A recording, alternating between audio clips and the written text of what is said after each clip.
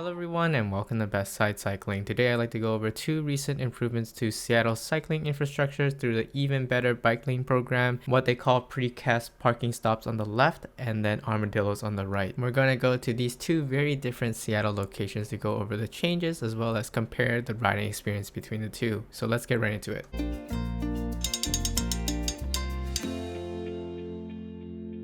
So over the past couple years, Seattle has been replacing flex posts with different types of barriers as part of its pilot program, Even Better Bike Lanes, in an effort to really find out what works best and monitor the performance of these new barriers to see how they last and what can be rolled out across the whole network. So far on this channel, you've seen a lot of the Toronto style barriers, the low concrete barriers across some of the different areas, but in this video we start to see some of the lower costs as well as the tighter fitting options that they're also implementing as part of this pilot program. So starting with our first location here in Beacon Hill, we're on Swift Avenue, just quite off the off-ramp, and this area has a lot of traffic. It was my first time riding through here, so I was really thankful to see that these sort of parking stops were put here, pretty much the same ones that were implemented on Columbian Way I shown in my previous video, and these are the same things you find in the parking lots at the end of each sort of stall.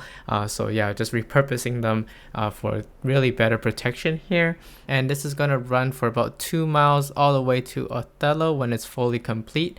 In time of filming this video, there's a large chunk of it done on Swift Avenue, and I would even film some trucks laying down some more as this was going on. And then the next location is here on 9th Avenue leading to Mercer Street.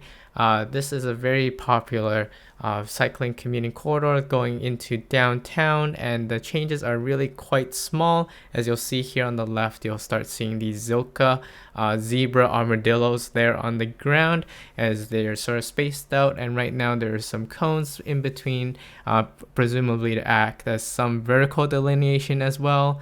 And really, yeah, that's it in terms of what you see here and leading up to this intersection. So starting with the riding experience, I definitely say that these parking stops are very well welcomed here on Swift Avenue. They just add a pretty good physical barrier and delineation between the bike lane and the road. I mean, it's going to be reusing the same spacing that was there before with the flex post, so you'll see there's going to be gaps where there's these bus stops and other driveways or things, but there's really long continuous stretches you'll see here on the left, and during those parts I think it creates a really clear sort of line. And then you still keep a bit of the vertical delineation via the flex post at the start of each section, which definitely helps, as I think the weakness of both this and the armadillos is just the height isn't as high, so it's really not as visible to drivers.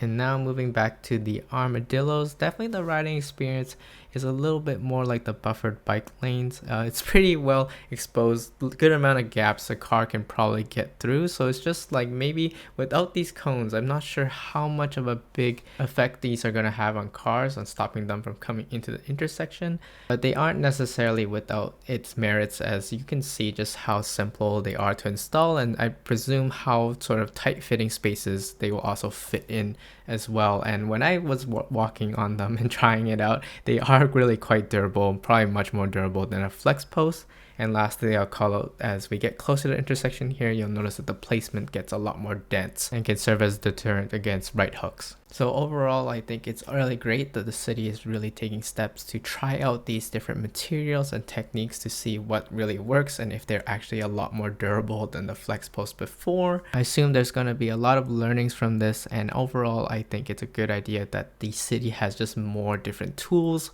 to use in sort of different situations. So as I think there is a lot of nuance here, as Seattle's bike network is still being formed, just how to prioritize the level of protection, separation versus sort of cost and scale. Let me know in the comments below what you think of these two improvements, whether you're team parking stop or team armadillo. And that's about it that I had for this video. So don't miss out on future updates, and remember to roll over that like button and subscribe. It really goes a long way.